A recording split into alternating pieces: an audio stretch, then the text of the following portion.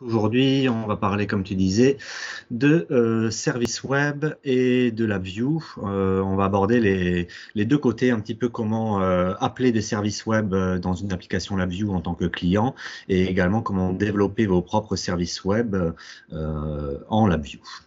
Je vais me présenter rapidement. Donc, je m'appelle Mathias Baudot, je suis français, je vis au Canada, au Québec depuis 15 ans. J'ai étudié en génie électrique informatique avec une spécialisation en neurosciences et traitement de signal avancé. Je fais du LabVIEW depuis plus de 15 ans. Je suis LabVIEW champion et instructeur certifié NI. Je fais partie également, comme Olivier, je sais pas comment on dit en français, conseil d'administration des QMH Consortium. En 2015, j'ai gagné le titre du développeur LabVIEW le plus rapide du monde.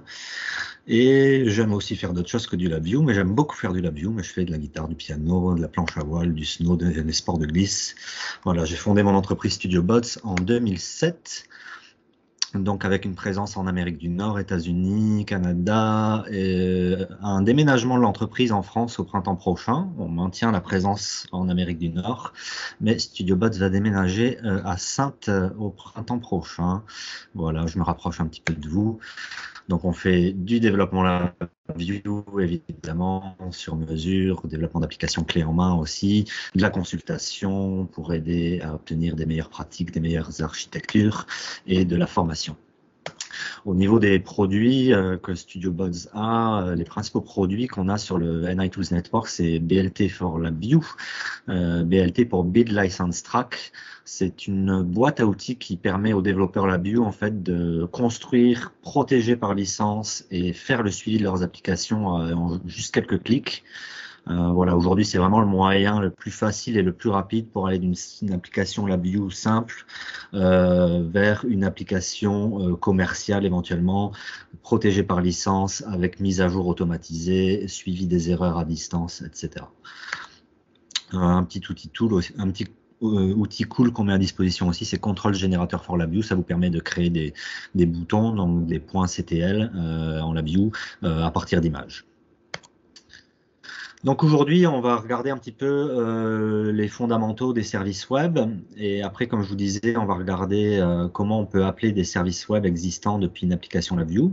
Ensuite, dans un deuxième temps, je vous donnerai quelques astuces de ce que j'ai appris de par mon expérience pour implémenter vos propres services web. Le but, c'est pas de vous apprendre à créer vos propres services web, c'est plus certains trucs et astuces. Donc, ça assume que vous ayez déjà quelques connaissances en création de services web avec LabVIEW. Et je partagerai certains trucs et astuces et ressources. Je vais copier ça dans le chat, le lien, donnez-moi une petite seconde. Vous allez pouvoir voter, j'ai quelques petites questions pour vous. Vous allez pouvoir voter. Pas Mathias, on va le faire. Ouais, merci Nicolas. Donc reprendre la présentation, on est là. Donc vous allez pouvoir voter sur un système d'ailleurs qui a été développé avec des services web et LabVIEW. Donc on va démarrer tout de suite avec une petite question où j'aimerais savoir un petit peu pour mieux orienter la présentation si parmi vous il y en a qui ont déjà connecté une de vos applications LabVIEW à des services web. Donc si vous n'avez pas eu le temps de prendre le lien ou dans le chat, il est encore affiché ici. Je vous laisse quelques secondes pour voter. Le lien vient de tomber dans le chat, donc le temps qu'on se connecte. Parfait. Donc, le temps qu'on se connecte, on va voir les votes en direct qui rentrent. Donc, ça, c'est une petite application. Ce que vous voyez là à l'écran, c'est en fait un WebVI développé avec JWeb Development qui fait appel à des services web donc qui sont hébergés sur un serveur, donc qui roulent de LabVIEW Web Service. Quand vous votez, en fait, vous allez faire une entrée dans une base de données qu'on récupère avec les services web et qu'on affiche sur cette page. Voilà, donc on voit les votes qui se rafraîchissent. Donc on voit une certaine tendance qui se dessine. Pas mal d'entre vous ont déjà connecté une application LabVIEW à un service web. Donc ça va me permettre d'aller un petit peu plus vite peut-être sur cette partie-là. La deuxième question que j'aimerais vous poser, normalement votre page se rafraîchit directement avec la deuxième question et vous pouvez répondre donc, avez-vous déjà implémenté vos propres services web avec LabVIEW?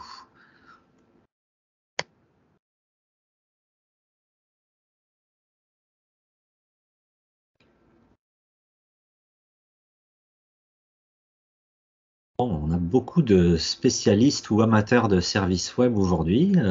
C'est assez surprenant. Alors pour info, enfin c'est pas surprenant, mais c'est intéressant. C'est une présentation que j'ai donnée un petit peu plus tôt ce mois-ci à Amsterdam pour la GDevCon. On n'avait pas forcément le même genre de tendance. Alors on a un groupe un petit peu moins nombreux aujourd'hui, mais on n'avait pas vraiment les mêmes tendances au niveau des résultats, donc c'est intéressant. Allez, on y va. Alors, juste, je ne sais pas si tu en as d'autres qui arrivent, des formulaires. Moi, de mon côté, j'ai eu des petits soucis à le faire apparaître. J'avais un message d'erreur. Alors, Et c'est possible, hein, un bon, petit problème maison. c'est peut-être ma config qui est foireuse. Voilà, normalement, Allez, si tu cliques avançons. sur OK sur le message d'erreur, il devrait recharger la page. Ah ouais. Alors, les fondamentaux des services web, donc on va pouvoir passer assez rapidement, puisque de ce que je comprends, pas mal d'entre vous sont déjà familiers avec ça. Qu'est-ce qu'un service web? En fait, c'est n'importe quel logiciel, application ou technologie cloud qui fournit un protocole web standardisé pour communiquer et échanger des données et des messages au travers d'Internet. Donc, c'est application vers application, une communication à une interface entre applications. Le gros avantage, c'est que les applications peuvent être écrites en plusieurs langages, pas forcément la Vue. Les services web, c'est une technologie standardisée qu'on va retrouver dans énormément de langages informatiques. Le process est très très simple. On a un client et un service web. Le client va effectuer une requête vers le service web qui va donc traiter cette requête et renvoyer une réponse au client. Alors, il y a plusieurs types de services web. Ici, on a une liste non exhaustive, hein, mais XML, RPC, SOAP, gRPC, dont on entend beaucoup parler en ce moment, puisque ça va arriver dans les prochaines versions de la Vue. Les services web REST, qui sont probablement les plus connus et les plus populaires.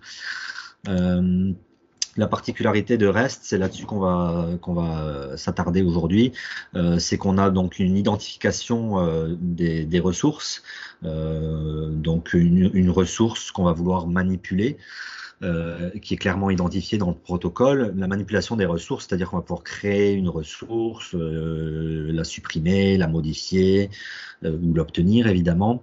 Le protocole aussi suggère qu'on ait des messages suffisamment descriptifs par eux-mêmes, hein. Donc quand vous obtenez un message d'erreur, ce message d'erreur devrait être suffisamment clair pour vous donner les informations pertinentes.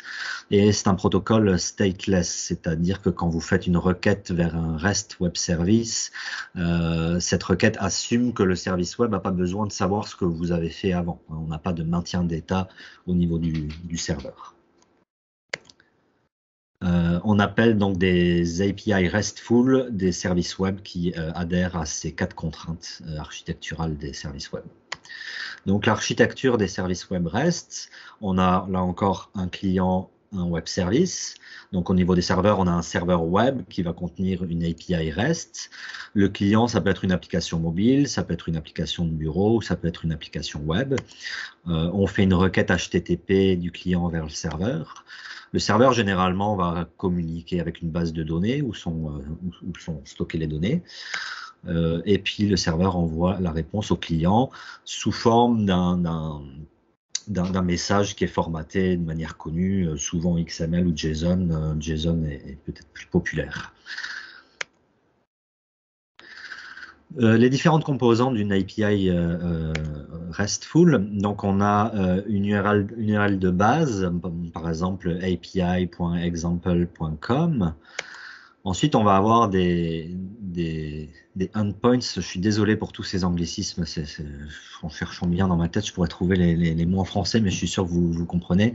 Donc, c'est en fait une référence à une ressource. Et une API REST peut évidemment contenir plusieurs ressources. Je vais vous montrer un petit exemple après. Et ensuite, pour communiquer avec notre API, on va utiliser des méthodes HTTP standards.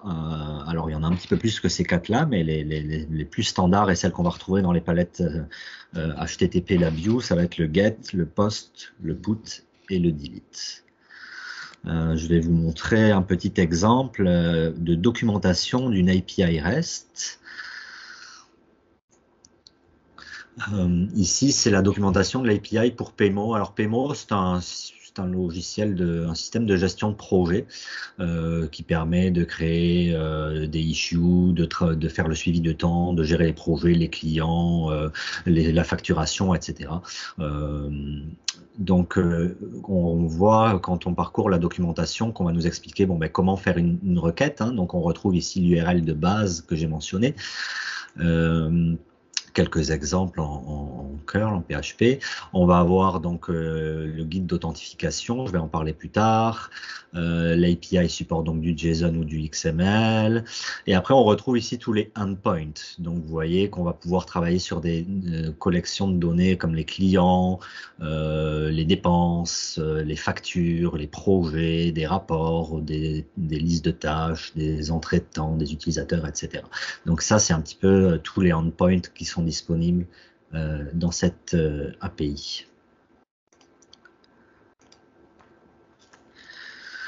Alors, on continue un petit peu. Donc, si par exemple, on faisait une requête get vers l'URL api.example.com/collection, l'idée c'est de récupérer la liste des membres de cette ressource collection. Donc, on va utiliser la fonction HTTP GET de la palette HTTP dans la view. On spécifie l'URL et dans le body qui nous est retourné, on va obtenir ici, on voit un tableau formaté en JSON avec la liste des éléments qui sont dans cette collection.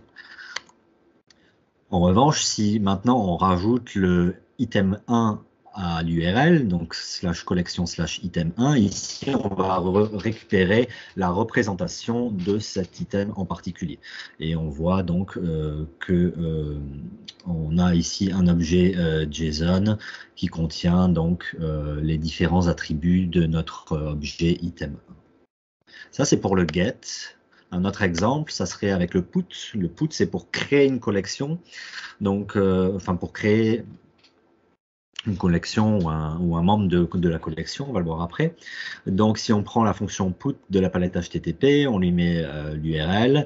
Et dans ce cas-là, on va créer la collection si elle n'existe pas. Et par contre, si on rajoute donc item 1 à l'URL, ici on va créer l'item 1 dans la collection s'il n'existe pas, ou bien mettre à jour sa donnée. Donc on voit bien que dans le put, la différence c'est qu'on a la possibilité de passer un élément dans la requête qui va être ici l'objet qu'on veut mettre à jour avec ces données. Quelque chose qui est très important dans les services web et donc dans le protocole HTTP, c'est les headers. Ici, je vous montre un petit peu à quoi ressemble la palette HTTP client dans la view. Si on regarde les 4 fonctions de base de requête HTTP, vous voyez qu'elles retournent toutes des headers. Ici, on voit un exemple de ce que c'est qu'un headers, hein, donc c'est une chaîne de caractères. On va retrouver donc la version du protocole HTTP et puis tout de suite après on a un code, un numéro qui est en fait le code d'erreur ou le code de statut de la requête qu'on fait, qui est très très important, qui va nous permettre de savoir quand on fait une requête à un service web, si elle s'est exécutée avec succès ou pas, et avoir éventuellement d'autres informations. Voilà, un autre exemple de header où ici on a le code 401 qui veut dire qu'on n'est pas autorisé à exécuter cette requête sur ce service web.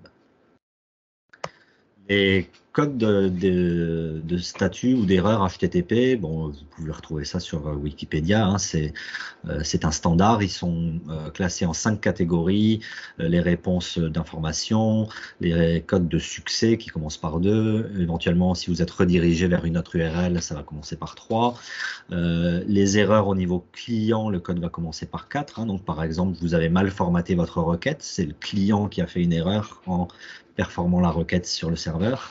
Et si le code commence par 5, ça va être une erreur au niveau du serveur. Donc pour certaines raisons, par exemple une perte de connexion à la base de données ou autre, le serveur n'a pas été capable de traiter la requête, bien que la requête du client ait été correctement transmise et formatée.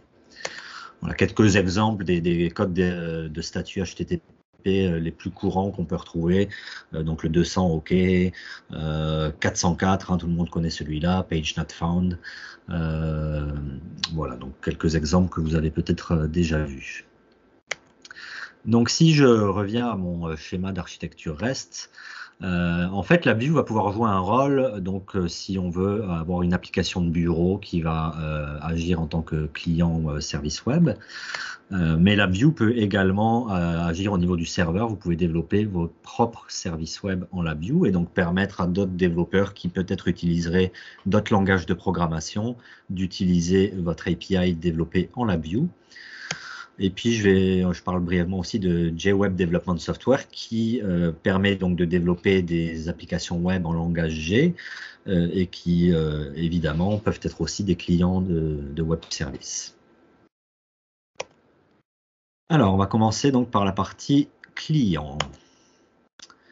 Ah oui, ici j'ai mis le lien vers une présentation que j'ai donnée à JDevCon et NI Week aussi en 2019, qui parle donc du développement d'applications web en pur langage graphique. Donc aussi bien les services web en LabVIEW que la partie client front-end avec JWeb Development Software. À l'époque de cette présentation, ça s'appelait NXG Web Module, mais la présentation est toujours valide. Les technologies n'ont pas vraiment changé. Donc on y va avec service client, client service web depuis LabVIEW. Alors, on va parler d'authentification. Je dirais que c'est la partie la plus ardue quand on appelle des services web depuis LabVIEW. Hein. C'est pas compliqué d'appeler une fonction d'un service web. Le plus compliqué souvent, c'est de s'authentifier à ces services parce que c'est pas toujours des services web qui sont disponibles comme ça librement, sans aucune authentification. 3 types d'authentification les plus courants dont je vais parler aujourd'hui. L'authentification par clé d'API, l'authentification basic, Basic Authentication, et le protocole Open Authentication 2.0. On a la version 2.1 aussi qui arrive, qui commence à être déployée. Donc, je vais parler un petit peu de ces 3 méthodes. Donc, on va commencer avec un exemple avec la Google Maps API. Donc, si vous allez sur console.cloud.google.com, vous avez, après vous êtes logué avec votre compte Google, vous avez la possibilité d'activer des API de Google. Et croyez-moi, il y en a beaucoup et certaines peuvent être très utiles. Aujourd'hui, je vais présenter un exemple simple avec les API de Google Maps. On va activer l'API de geolocation qui permet d'obtenir, en faisant une requête à cette API, d'obtenir la localisation de l'appareil qui fait la requête en utilisant soit les tours cellulaires, soit les nœuds Wi-Fi. Donc, quand on active cette API depuis votre console, Google va générer une clé d'API qui est en fait votre jeton d'authentification qui va vous permettre d'utiliser l'API de Google Maps. Donc, on active l'API. Ce qui est très important quand on veut évidemment utiliser un service web, c'est la documentation. C'est primordial, c'est la première chose que vous devez regarder. Donc en cherchant Geolocation API dans Google, j'ai évidemment accès à sa documentation qui va me donner les informations sur la manière dont je dois écrire mon code pour utiliser cette API et ce service web. Donc on commence par une introduction qui décrit qu'est-ce que cette API fait. Ça nous dit qu'on doit effectuer une requête POST sur cette URL qui contient, vous voyez, votre clé d'API. Bon, ensuite, on a certaines informations sur des paramètres optionnels. Vous pouvez éventuellement spécifier des ID de tours cellulaires, etc.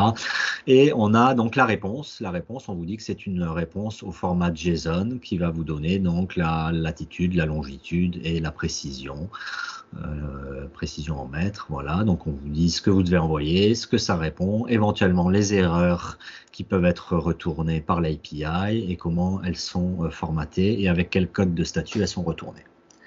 Donc, c'est vraiment primordial, évidemment, de regarder la documentation de l'API. C'est souvent formaté toujours un petit peu de la même manière. Hein. Quelle est l'URL de base, comment s'authentifie, comment on formate la requête, quelle forme prend la réponse et quelles sont les erreurs qu'on va pouvoir retrouver. Il y a un toolkit qui existe qui s'appelle le GKI HTTP REST Client qui permet qui en fait est construit à partir de la palette HTTP client de LabVIEW et qui permet de faire certaines opérations directement qui s'appliquent au service web. Par exemple, vous n'aurez pas besoin de parser les headers qui sont retournés pour obtenir le code de statut. C'est quelque chose qui va être directement inclus dans cette librairie. Alors bon, moi j'ai mes propres librairies, bon, principalement parce que je les ai développées avant que ce toolkit soit disponible. Mais si vous partez de zéro, je recommande fortement d'utiliser cette API qui est donc gratuite et même open source, cette librairie. Donc si on regarde un exemple de code LabVIEW donc pour notre Google Maps API, ici j'ai le code qui va me permettre d'obtenir donc la localisation actuelle du périphérique, de l'ordinateur, du téléphone, peu importe qui exécute cette requête. Donc on initialise en fait notre API REST en lui fournissant l'URL de base qui nous a été donnée dans la documentation. Et ensuite on fait une requête POST, comme ça nous a été dit dans la documentation, où on va avoir donc la suite de l'URL avec notre clé d'API en paramètres dans l'URL. Notre requête n'a pas de body particulier.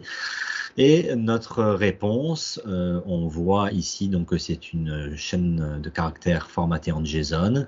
Donc on va pouvoir utiliser les fonctions de JSON de LabVIEW pour reconvertir cette chaîne de caractères et obtenir donc notre latitude, notre longitude, notre précision. Vous voyez que la précision, quand on fait ça depuis une connexion Internet filaire, n'est évidemment pas terrible. Vous obtiendrez quelque chose de beaucoup mieux depuis une connexion LTE ou 3G. Un exemple un petit peu plus élaboré, ici ce qu'on veut faire c'est tout simplement obtenir des détails sur une localisation comme vous pourriez faire en cherchant dans Google Maps. Si vous cherchez Studio Bots dans Google Maps, bien on voit qu'on est capable d'obtenir programmatiquement l'adresse de l'entreprise, le numéro de téléphone et même l'URL de Google Maps qui correspond à l'entreprise. Donc là encore, on initialise notre API REST avec l'URL ici de l'API Place de Google Maps. On va faire une requête text search avec une requête qui contient donc les mots-clés et notre clé d'API Google, qui est notre jeton d'authentification, qui permet à Google de nous reconnaître et de nous autoriser. Là encore, c'est une requête POST. On va obtenir différents résultats. Je prends le premier résultat pour cet exemple simple, qui me donne le ID de cet endroit. Et là, je vais faire une requête sur l'API qui me donne les détails de cet endroit. Et je vais obtenir, là encore, les résultats formatés en JSON avec différents attributs, dont l'adresse, le numéro de téléphone, l'URL. Voilà, donc deux petits exemples simples d'utilisation de la Google Maps API qui utilise une authentification par clé d'API. L'authentification basique, je dirais qu'elle est en déclin, mais bon, elle a l'avantage d'être basique et très simple. Alors ici, je vous montre juste en fait le code LabVIEW qui vous permet d'effectuer une authentification basique sur une API, sur un service web qui prend en charge cette authentification. L'idée, c'est de rajouter un header dans votre requête, un header qui s'appelle autorisation, et vous allez donc écrire la chaîne de caractères basique, suivi d'un espace, suivi de votre nom d'utilisateur et votre mot de passe séparé par un semi-colonne, un 2 points, le tout encodé en base 64. Voilà, donc ça c'est un protocole, c'est documenté sur Wikipédia ou autre aussi. C'est finalement très très simple à implémenter depuis LabVIEW et c'est ce qui vous permet de faire une authentification basique en LabVIEW. Le protocole Open Authentication, alors celui-là il est plus complexe. Vous avez votre application et vous avez donc le fournisseur de services qui va avoir deux serveurs, le serveur d'authentification et le serveur de ressources. Bon, vous, ce que vous voulez, votre application, elle veut obtenir des ressources, obtenir des informations sur les ressources, mais vous allez devoir passer au travers du serveur d'authentification d'abord. Donc, on fait une requête d'authentification en envoyant une requête à une certaine URL. Et en fait, ce que ça va faire, ça va ouvrir une page web où on va demander à l'utilisateur de s'authentifier et de donner son consentement. Hein, vous avez peut-être déjà tous vu ce genre d'interface où on vous demande d'autoriser votre application à accéder à votre information Microsoft ou à votre compte Google, etc. Donc c'est exactement ce qu'on fait ici en envoyant la requête d'autorisation. On va vous demander de vous loguer sur le serveur d'authentification. Et en fait, ben, votre application, la View, elle attend que le serveur d'authentification réponde en disant OK, c'est bon, celui-là je le connais, il a mis son bon nom d'utilisateur, son bon mot de passe. Donc votre application, la View à ce moment-là, elle attend. Je vais en parler un petit peu plus tard. En fait, on doit démarrer un petit serveur web dans votre application la View qui va attendre la réponse du serveur d'authentification. Hein, donc le serveur d'authentification retourne un code d'autorisation. On va échanger ce code d'autorisation contre un jeton d'accès. Et ensuite, on va enfin pouvoir faire nos requêtes vers le serveur de ressources en utilisant ce jeton d'accès qui garantit qu'on est bien autorisé à obtenir notre ressource protégée. Alors, bon, là encore, moi, je mets pas pour du OAuth parce que je les ai faites avant que ce toolkit sorte. Mais il y a un toolkit ici qui vous permet de faire une authentification OpenAuth 2.0 depuis la View. C'est open source, c'est gratuit. Il y a des exemples pour GitLab, pour LinkedIn, pour Google, ces choses-là. Donc là encore, si c'est des besoins que vous avez, je recommande de démarrer peut-être avec ce toolkit.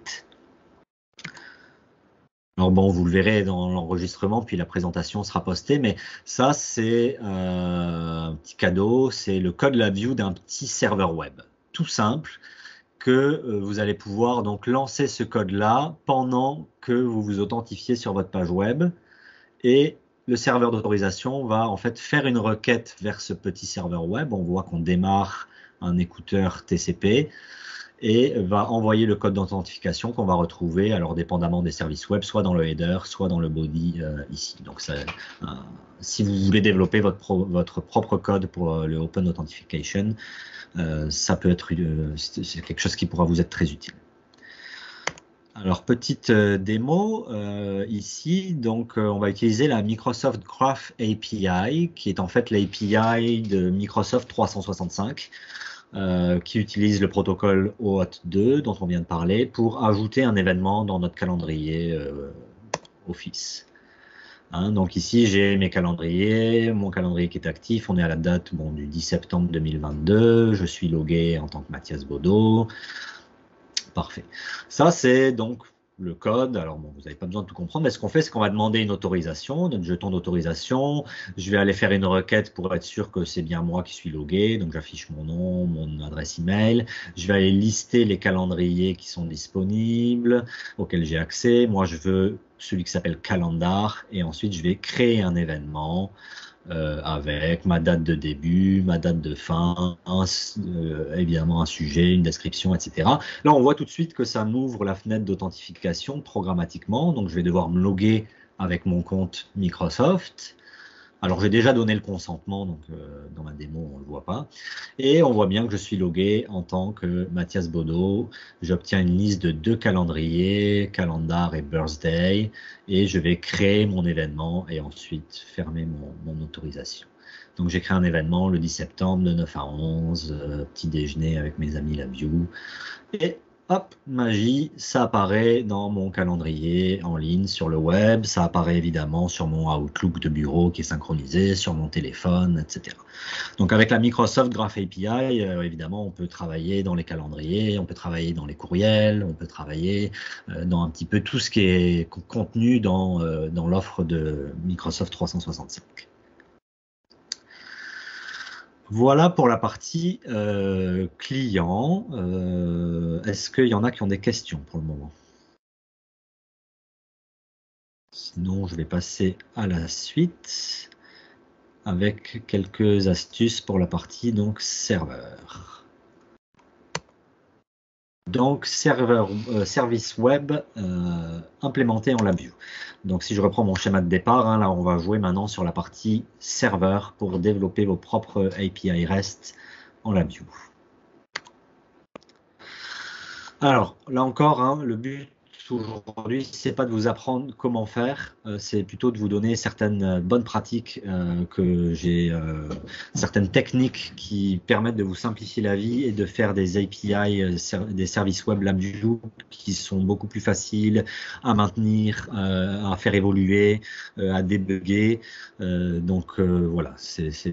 Donc mon premier conseil, c'est évidemment de faire très attention à votre hiérarchie de ressources. Là encore, une API REST, c'est quelque chose qui est pas mal auto-documenté. Donc, quand on regarde l'URL que vous appelez, on doit à peu près déjà avoir une idée, juste en regardant l'URL, de ce qu'on va faire. Donc, si je fais un get vers l'URL V1 account, on s'attend à récupérer l'information du compte utilisateur qui est logué. Éventuellement, si je rajoute un slash avec un ID, on va récupérer les données du compte utilisateur de cette ID spécifique. Ça, c'est pour les get. Si je fais un post cette fois vers V1 account, on s'attend à créer un nouveau compte utilisateur. Si je fais un post sur l'URL v1/account/update/email/id, c'est pas mal clair dans cette URL qu'on va mettre à jour le champ email du compte utilisateur désigné par cette ID spécifique. Donc, c'est très important d'utiliser, de bien classer vos ressources et de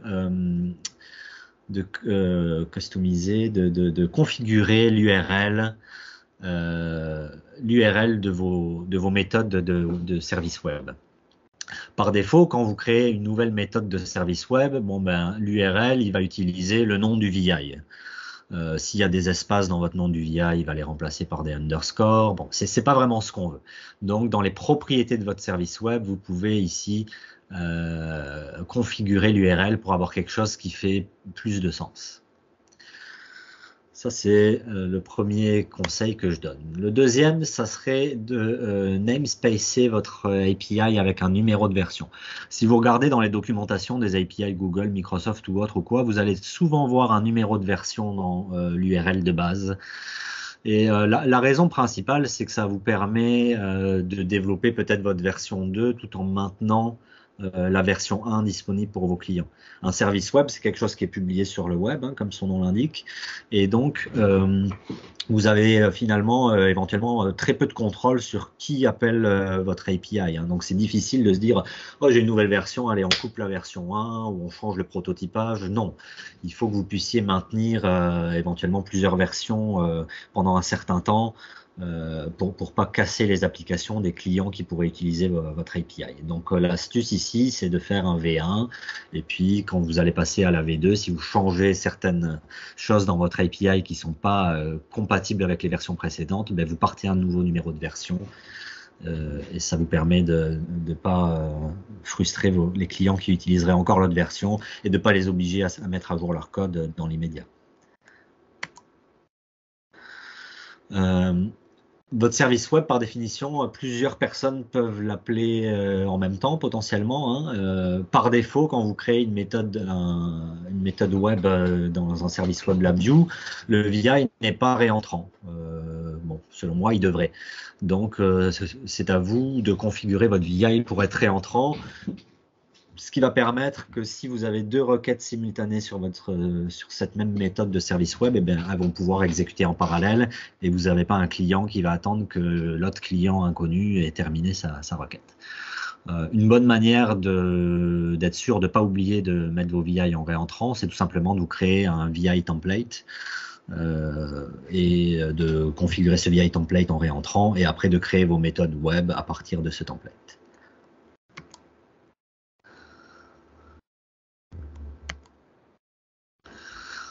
Toujours utiliser le type de sortie stream, ça serait mon conseil. Par défaut, quand vous créez une méthode de service web LabVIEW, elle va être configurée pour que la sortie soit en fait le terminal que vous allez connecter à votre connecteur pane du VI. Et puis LabVIEW va essayer de formater ça tant bien que mal en XML ou en JSON Alors vous savez peut-être que le formatage XML de LabVIEW, c'est pas forcément le XML qu'on va retrouver dans d'autres langages. Gardez en tête que vous développez des services web pour que d'autres développeurs qui utilisent d'autres langages informatiques puissent utiliser votre API. Donc vous devez être le plus standard possible. Donc mon conseil, c'est d'utiliser le stream output type, et du coup vous allez en fait vous-même formater votre cluster, votre réponse, peu importe, dans une chaîne de caractères JSON ou XML, et utiliser ce VI qui prend une chaîne de caractères en entrée pour envoyer la réponse au client. Ça, vraiment, je le considère fortement. Vous avez beaucoup plus de contrôle sur ce qui va être fait par votre service web. Alors là, on va être un petit peu plus technique. Moi, mes services web, de manière à les rendre plus maintenables, plus évolutifs, j'utilise l'architecture orientée objet. Donc, chaque méthode de mon service web va en fait exécuter ces 11 fonctions qui permettent de finalement répondre à peu près tous les scénarios que j'ai pu identifier au fil des années dans les services web que j'ai développés. L'idée, ça va être, dès qu'on crée un nouveau service web, de créer une classe enfant et de créer des overrides seulement pour certaines des méthodes spécifiques qui vont réagir différemment. Donc j'ai 11 méthodes, 11 étapes à exécuter à chaque fois que quelqu'un fait une requête vers mon service web. Bon, déjà, j'initialise ma requête. J'ajoute des cores headers. Ça, c'est ce qui va permettre de satisfaire certains paramètres de sécurité si votre API est appelé directement depuis un navigateur web. Je vais vérifier éventuellement si j'autorise mon API à être appelé avec HTTPS seulement ou sans HTTPS. Je vais vérifier si une session HTTP a été créée. On parlera des sessions HTTP un petit peu après. C'est ce qui me permet de savoir si quelqu'un est authentifié déjà. Hein. Ensuite, je vais vérifier éventuellement les permissions qu'on peut avoir. Est-ce que cet utilisateur est autorisé à appeler cette méthode de mon API? Je vais vérifier les entrées. Est-ce que c'est correctement formaté? Est-ce qu'elles sont bien toutes fournies sous la bonne forme? Ensuite, souvent on manipule un objet, donc je vais vérifier, est-ce que cet objet il existe déjà, éventuellement vérifier certaines permissions additionnelles, préparer peut-être certaines données en vue de la réponse. Je vais préparer ma requête SQL éventuellement si j'ai une requête SQL à faire sur ma base de données. Et enfin, process request qui est vraiment exécuter la requête et envoyer la réponse au client. Donc, en fait, ça se représente sous la forme d'une classe où on va avoir donc nos 11 méthodes protégées et le VI perform web request qui est en fait ce VI qu'on voit ici qui contient la chaîne de nos 11 étapes. Un petit exemple, si je veux avoir une méthode dans mon service web qui permet d'obtenir la version de mon service web, quelque chose de très simple. Donc, je vais faire une requête get vers l'URL, mon URL de base, plus v1/version pour obtenir la version. Mon web method VI, ça va être tout simplement ça, perform web request, ce gros VI qu'on a vu avant. Je vais créer une classe enfant et je vais juste remplacer ici dans mon template par la constante de la classe enfant que j'ai créée pour cette requête spécifique qui me permet d'obtenir la version de mon service web. Donc je crée une classe enfant et les deux overrides que je vais faire, c'est sur check HTTP session. Comme je disais, check HTTP session, c'est ce qui me permet de savoir si mon utilisateur est authentifié sur mon API. En l'occurrence, pour obtenir la version de mon service web, j'ai pas besoin qu'il soit authentifié, c'est pas une ressource protégée. Donc je crée un override et je dis oui, la session existe, pas de problème, continue. Tout le reste pareil. Et ce que je fais après, j'override mon process request. Et là, je vais utiliser le VI de la palette service web read service attribute pour aller chercher la version. Je convertis ça en une chaîne de caractères JSON et j'envoie la réponse à mon client avec le code d'erreur 200. Tout va bien, on est OK. Voilà, ça c'est quelque chose qui fonctionne très bien quand on fait des services web LabVIEW, quand vous créez une nouvelle méthode web VI, ça vous crée un VI et on a très vite tendance à développer tout notre code dans ce VI. Ces VI ne peuvent pas être membres d'une librairie, malheureusement. Donc le risque est très grand d'avoir un code qui va devenir énorme sur notre bloc diagramme. Euh, voilà, donc je suis passé à plusieurs itérations au fil des années avant d'arriver à cette architecture-là. Au début, j'avais le The VI. Après, évidemment, on essaie de modulariser un petit peu tout ça. J'ai eu une version intermédiaire où chaque méthode VI était une petite state machine. Et finalement, je suis arrivé à cette utilisation orientée objet qui est, je trouve, la plus satisfaisante. Alors, les cookies. Ça, c'est une technologie qui, bon, vous en avez sûrement tous entendu parler. Moi, c'est ce que je vais utiliser pour authentifier mes utilisateurs sur mon service web. Un cookie, la particularité d'un cookie, c'est que quand un cookie est créé par votre serveur web pour un certain client, par défaut, le client va toujours envoyer l'identification du cookie avec toutes les requêtes. C'est automatique. Et du coup, le serveur, ben, quand il va recevoir une requête, il va être capable de voir, OK, est-ce qu'il y a un cookie qui est envoyé avec cette requête? Et est-ce que je connais cet identifiant de cookie? Et si oui, eh ben, ça veut peut-être dire que mon utilisateur a déjà été authentifié. Ça vous permet éventuellement aussi de stocker certaines ressources, certaines variables sur le serveur relativement à un client web en particulier. Donc, pour s'authentifier sur mes services web LabVIEW, bon, ben, l'utilisateur il va devoir envoyer une requête POST à l'URL v1/session. Il va envoyer bon, son nom d'utilisateur, son mot de passe. Alors bon, c'est pas une très bonne pratique d'envoyer son mot de passe comme ça dans la requête. Hein. On va vouloir envoyer peut-être notre mot de passe haché avec une méthode de hash. Mais bon, c'est pour l'exemple, on va y aller au plus simple. On envoie cette requête à notre serveur web. Le serveur web va recevoir la requête. Bon, il récupère donc les paramètres d'authentification dans la requête. Il va les valider, donc aller faire une requête à la base de données. Est-ce que John Doe existe? Est-ce que c'est le bon mot de passe? Si les authentifications sont OK, oui, on va créer une session côté serveur avec la palette Web Service Session. On crée une session. Ça génère un cookie. Et on va renvoyer à notre client le code 200 OK. En revanche, si l'authentification n'est pas correcte, évidemment, on ne crée pas de session et on renvoie cette fois le code d'erreur 401 non autorisé avec éventuellement le message votre mot de passe ou votre nom d'utilisateur n'est pas correct. Bon, et on envoie la réponse au client. Ensuite, lorsque mon client va vouloir obtenir une ressource protégée de mon API, par exemple, obtenir les informations sur le compte d'utilisateur qui est présentement authentifié. Donc, il fait une requête get sur v1/account. On va regarder si la session existe. Si la session existe, ça veut dire qu'il a déjà passé l'étape d'authentification. Sinon, la session ne pourrait pas exister. Donc, ça veut dire qu'il est logué, que j'ai déjà validé son authentification.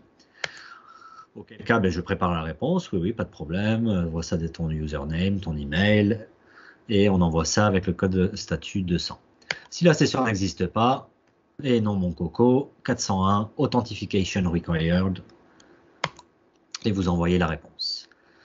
Donc les cookies, je les trouve extrêmement pratiques pour justement donc, protéger votre API par un système d'authentification.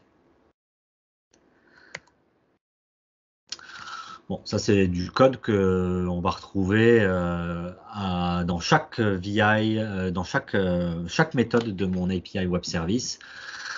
L'idée c'est de vous dire qu'il faut standardiser, toujours répondre de la même manière à vos services web. Donc moi, à la fin de l'exécution de chaque méthode, je regarde, ok, est-ce que j'ai une erreur durant l'exécution du code qui a été appelé par le client? Si j'ai une erreur, ben, je vais vouloir renvoyer un code d'erreur avec le code d'erreur 500, internal server error, éventuellement quelques attributs dans la réponse. Si j'ai pas d'erreur, ben, on continue et en fait on va faire passer le HTTP status code qui est spécifique à ma réponse. Je vais évidemment faire du logging. Bon voilà. Donc l'idée ici, c'est pas forcément que vous reproduisiez exactement ce code-là, vous pouvez vous en inspirer, mais c'est de standardiser les réponses que vous renvoyez à vos clients. Le logging est extrêmement important quand vous développez des services web avec LabVIEW. C'est une application où vous n'avez pas d'interface utilisateur. L'interface utilisateur, c'est le client en fait. Hein, donc c'est quelque chose qui roule en tâche de fond sur un serveur. Si vous n'avez pas un minimum de logging, dès que vous allez avoir une erreur, c'est plus difficile à débugger. Donc ça, c'est le code que j'utilise moi à chaque fois qu'on a un appel vers mon API REST service web. Bon, ben, je vais aller récupérer certains attributs sur la personne qui a fait la requête, hein, sur le client qui a fait la requête, quelle URL exactement il a utilisé, quelle est l'erreur HTTP que j'ai générée, éventuellement mon erreur LabVIEW, certaines informations additionnelles, etc. Et je vais aller loguer ça dans un fichier. Comme ça, si j'ai besoin de débugger, déjà j'ai tout l'historique de toutes les requêtes qui ont été faites par les clients et plus d'informations. Donc très très important d'avoir un bon logging en place. Moi j'ai 3 niveaux de logging dans mes API REST. Le logging évidemment de tous les appels à mon API, un logging spécifique pour les erreurs. Dès qu'une erreur est générée, ça s'en va dans un fichier séparé. Et j'ai ce qu'on appelle aussi le event log de mon application, hein, donc ce qui est un petit peu tout ce qui s'est passé dans l'application, les modules qui ont été lancés, les appels aux bases de données, etc., qui me permettent de retracer un petit peu ce qui a été fait.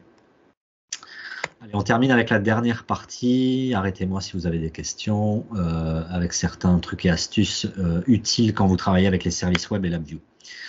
Alors Postman, ça c'est un outil qui est incontournable quand on travaille avec les services web. Postman, c'est une application, il y a une version gratuite, hein, moi j'utilise la version gratuite, elle permet de faire tout ce qu'on a besoin, qui permet tout simplement de tester une API web. Donc vous allez pouvoir faire des requêtes get, post, put, configurer les bodies, les headers, l'authentification, tout ce que vous voulez. Moi, quand je veux appeler une application, une API web service depuis une application LabVIEW, avant même d'écrire le code LabVIEW, je vais aller dans Postman et je vais implémenter mon API dans Postman. Ça me permet de ne pas remettre la faute sur mon code LabVIEW. Comme quand vous avez un nouvel instrument, vous allez d'abord dans Max, dans le test panel, vérifier que la communication se passe bien avant de commencer à écrire votre code d'AKMX. Pareil avec Postman, ça vous permet de valider que vous comprenez bien la documentation de l'API que vous utilisez. Et de la même manière, si vous développez vos propres services web, ben, je vous conseille clairement de tester votre API, non pas en écrivant du code LabVIEW, mais avec Postman. C'est probablement ce que fera un client lambda quand il verra la documentation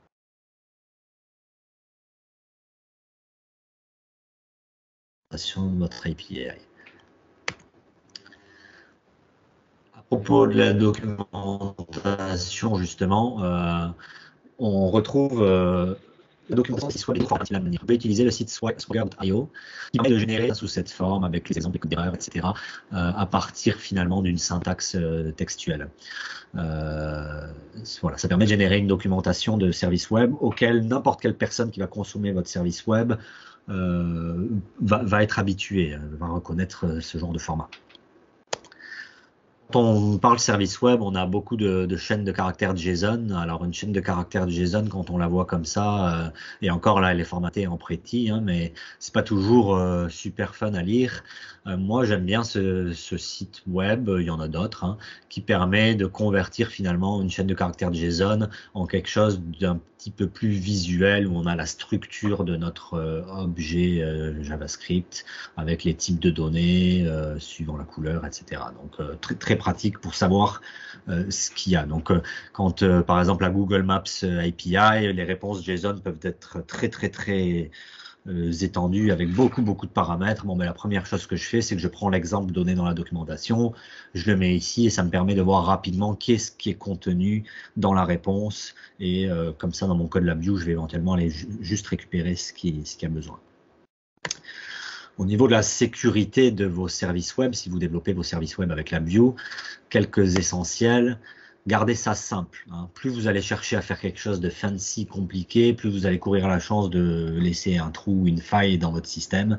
Donc, gardez ça simple. Un bon exemple est ce que j'ai montré avec les cookies. Bon, l'utilisation d'HTTPS, évidemment, si vous voulez quelque chose de sécuritaire, c'est primordial, hein. Ça permet justement d'encrypter toutes les données qui sont passées dans vos requêtes et vos réponses, d'encrypter avec la couche SSL tout ce qui transite sur le protocole web. J'en ai parlé brièvement, ne transmettez pas vos mots de passe, vos identifiants comme ça en clair, même si vous utilisez HTTPS. En tout cas, surtout si vous n'utilisez pas HTTPS, ne faites pas ça. Mais vous pouvez hasher votre password. Il y a des fonctions dans la view, dans OpenG, qui vous permettent de générer un hash d'une chaîne de caractères. Donc, ce que vous envoyez, c'est le hash. Du point de vue serveur, ce que vous avez stocké dans votre base de données, c'est le hash aussi. Vous comparez le hash envoyé par le client, le hash dans votre base de données, et c'est suffisant pour savoir si le mot de passe est bon. De la même manière, l'autre avantage, c'est que si jamais votre base de données côté serveur était compromise par des hackers, ben, ils vont pas pouvoir récupérer les mots de passe. Ils vont juste récupérer des hashes qui sont en théorie impossibles à reconvertir en chaîne de caractères originale. Jamais exposer les informations sensibles dans les URL. Alors, c'est assez surprenant parce que c'est exactement ce que fait la Google Maps API, où ils vous disent de passer votre clé d'API en paramètre de l'URL au lieu de le passer dans le body de la requête. Bon, allez comprendre, mais voilà, à éviter de mettre les paramètres sensibles dans les URL, vous les passez dans le body. Vous avez vu que moi, je log toutes les requêtes qui sont faites sur mes services web et les URL de la requête. Donc, si vous passez des mots de passe dans la requête, ben, on va pouvoir retrouver ça dans les logs des serveurs web. Et généralement, tous les serveurs web maintiennent des logs de toutes les requêtes qui sont faites au serveur. Donc, une autre bonne raison de ne pas avoir d'informations sensibles dans les URL. Et enfin, du côté serveur, valider les paramètres de la requête, les attributs que le client envoie au tout début, avant d'atteindre la logique critique de votre service web. Hein, donc, si les bons paramètres n'ont pas été envoyés, ça va vous permettre de vous prévenir un petit peu déjà contre des robots qui envoient des requêtes un petit peu bâtards sans connaître le prototypage de votre API. Donc ça, c'est une bonne pratique à conserver.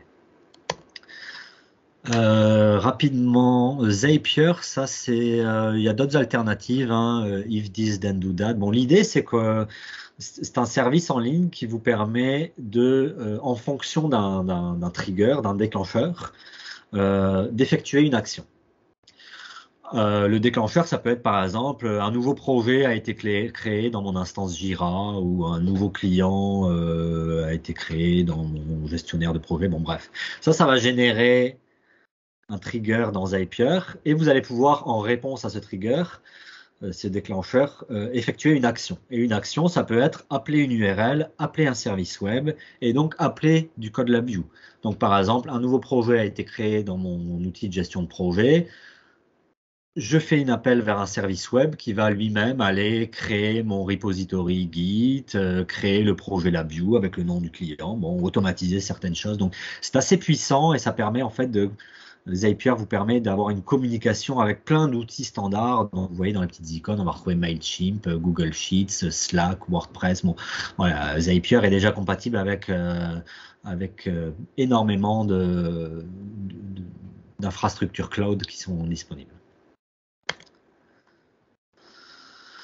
Des services web, il y en a partout, hein, donc n'essayez pas de réinventer la roue. Il est possible que ce que vous vouliez faire en LabVIEW, ben, peut-être il y a un service web qui le fait déjà, des services de traduction, de géolocalisation, bon, VLT for LabVIEW a aussi des API pour créer des clés de licence programmatiquement, YouTube, bon voilà, il y en a partout des services web, hein, donc ça peut être intéressant à regarder, ça ouvre énormément de possibilités.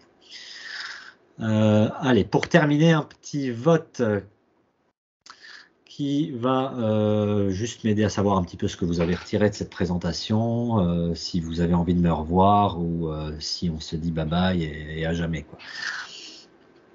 Donc je vous laisse quelques secondes pour voter et voilà, ça va me permettre de toujours améliorer les présentations suivantes.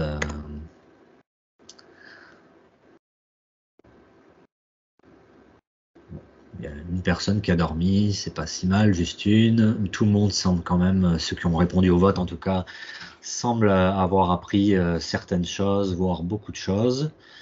Écoutez, c'est super. On va passer, on a quelques minutes encore pour des questions. Et je vous remercie de votre attention. Merci beaucoup, Mathias. Avec plaisir. Alors, j'ai repéré une question qui était de Arnaud Reitz. Alors, je ne sais pas si Arnaud en question peut vite ouvrir son micro et la poser en direct, sinon je la retranscris.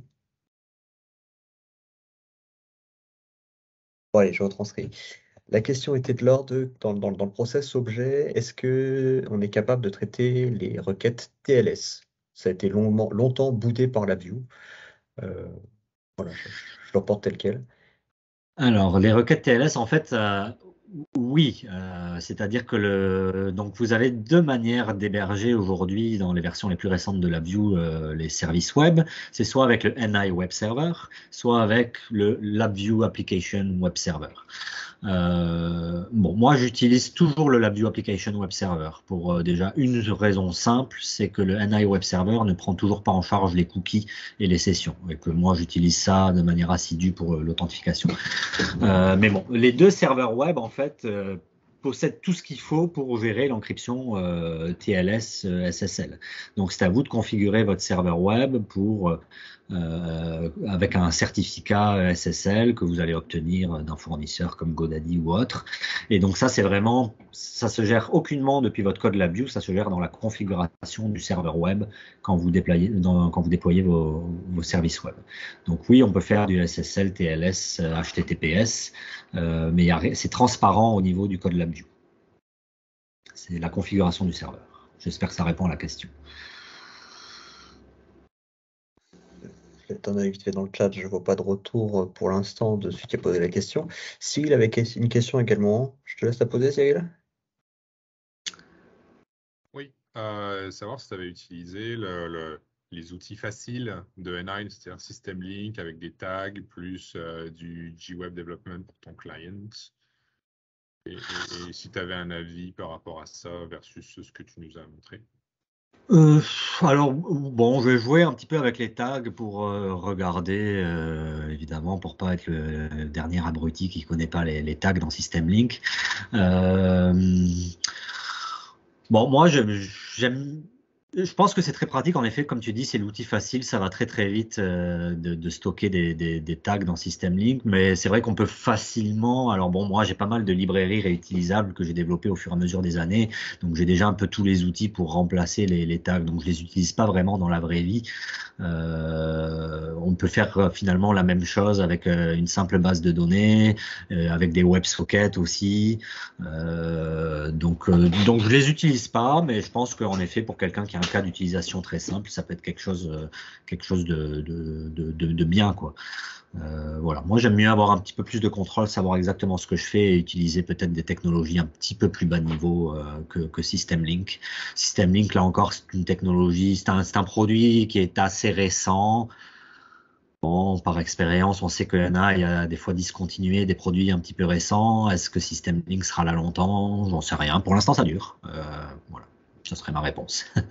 Mais oui, dans ma présentation que j'ai citée un petit peu plus tôt de JDevCon édition 2 et NI Week 2019, je montre un exemple avec Gweb et System Link, une application web hostée dans System Link.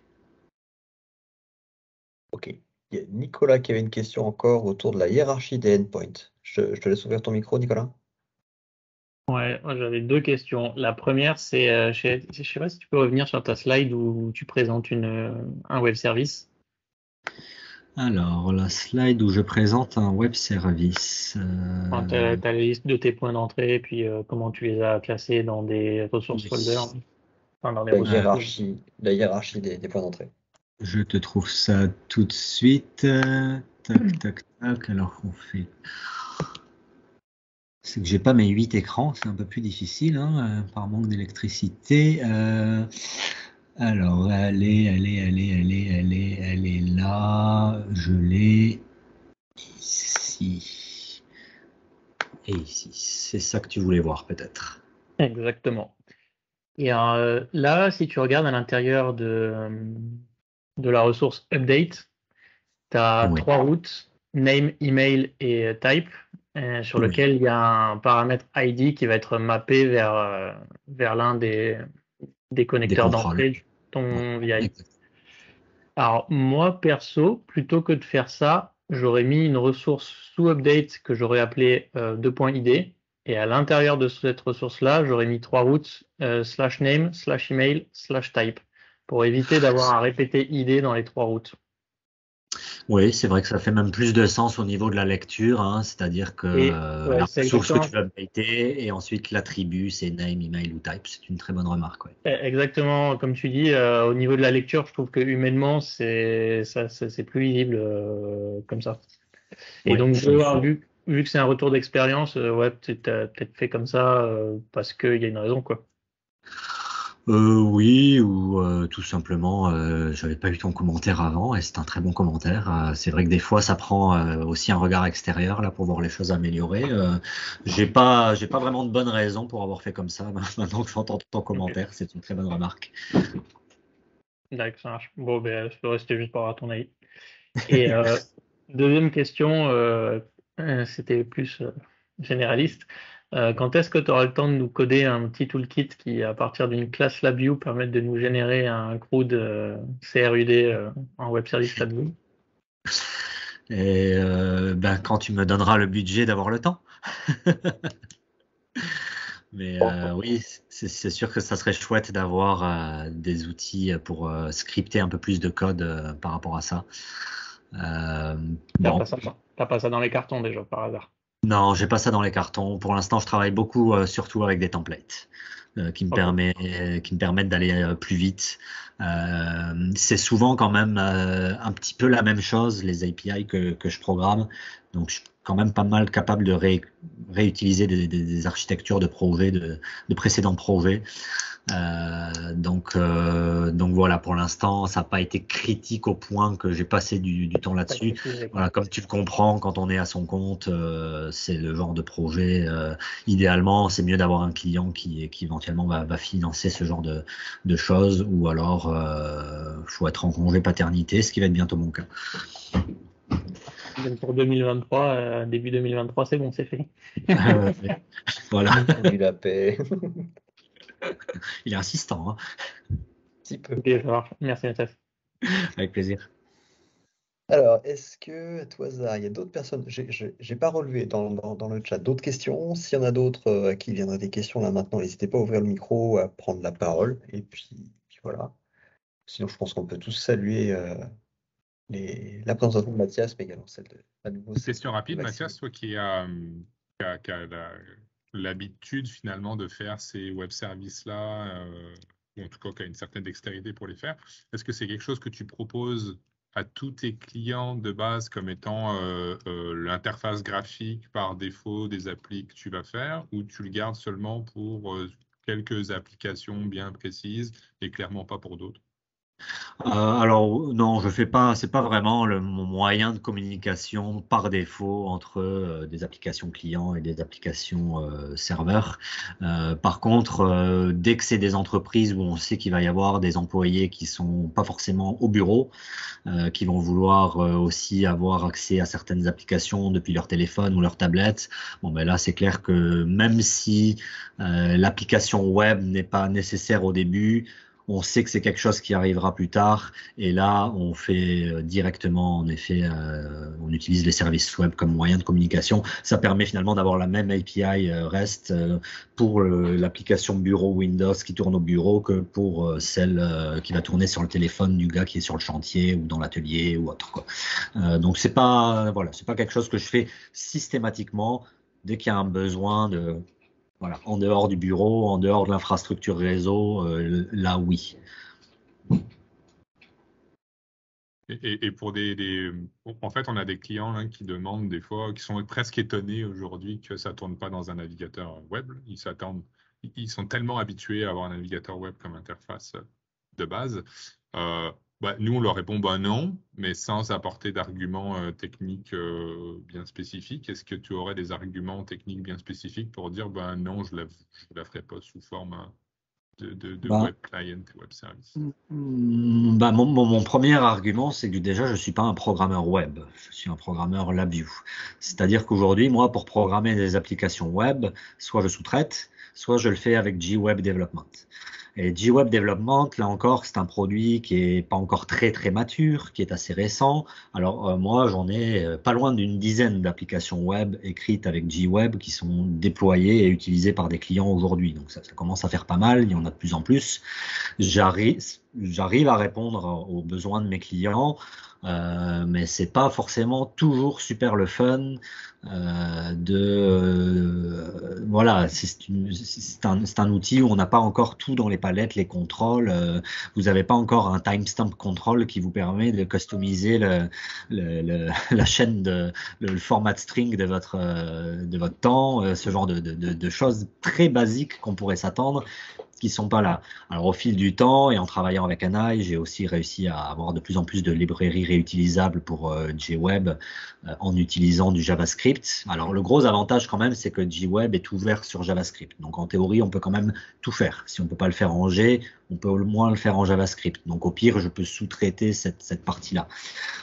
Mais c'est vrai que s'il n'y a aucunement besoin d'avoir une application web, si on sait que c'est des gens qui vont utiliser ça tout le temps sur Windows, dans un environnement réseau contrôlé, connu, etc., je vois pas l'intérêt.